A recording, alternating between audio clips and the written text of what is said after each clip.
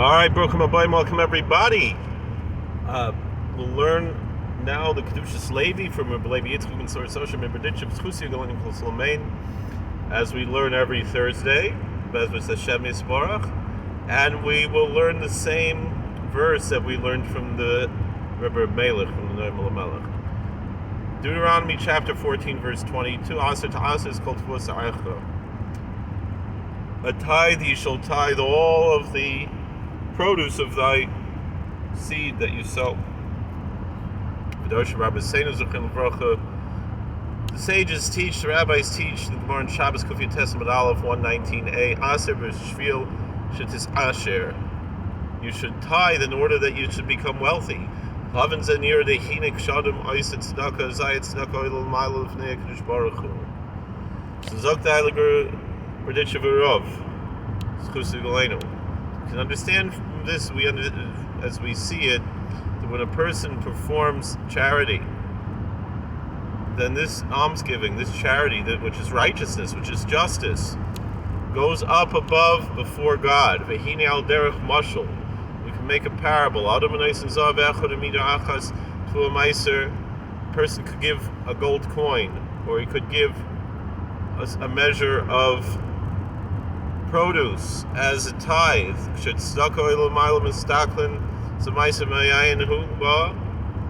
When the spiritual energy generated by this act of charity goes up to heaven, and they look at it, and they look at this tithe, where does it come from? Well,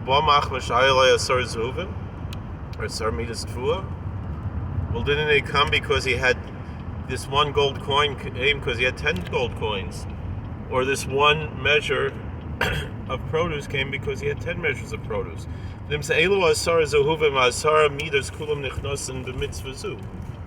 means that the entirety of that profit enters into the mitzvah. It becomes elevated and sanctified by the mitzvah. I think there was one of the tzaddikim who said that the untithed money is like unsalted meat. I think it was maybe the Hasidic Jewish, meaning that the other 90% of the money is elevated and sanctified because of the tithe.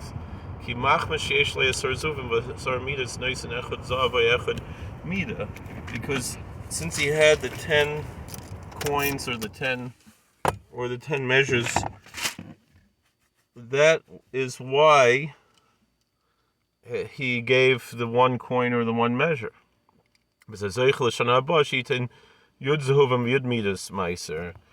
so he's blessed, just like the Rebbe Melech said, that we learned yesterday, that the following year he'll have 100 gold coins, so he'll give 10 as a tithe, or he'll have 100 measures of produce, so he'll give 10 measures as a tithe.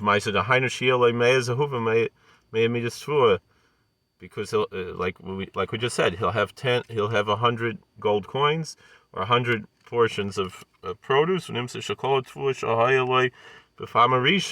that means that all of the produce he had the first time, the hainu asar mida shemimenu noisin midachas meiser al yidei zeh zeicher shebeshana haba is kashi yitain mimea meiser. Means that what he had the first time, because he had 10 measures, so on account of that he gave one measure as a tithe. And through this precept, this devotion, this charity, he's worthy that the following year he's worthy to give a tithe from 100. They'll have 100 measures, so he'll give 10 as a tithe. And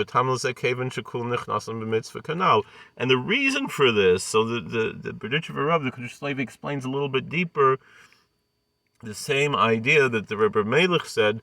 The reason for this is because all of the mitzvah is included, the entirety is included in the mitzvah, meaning everything is sanctified by the mitzvah. Kanal, as we said above, so aser, that's what it means. Give a tithe, when you give a tithe to aser, a tithe you shall tithe, that's called towards the rechel l'shana haba, all of the all of the produce of your seed the following year,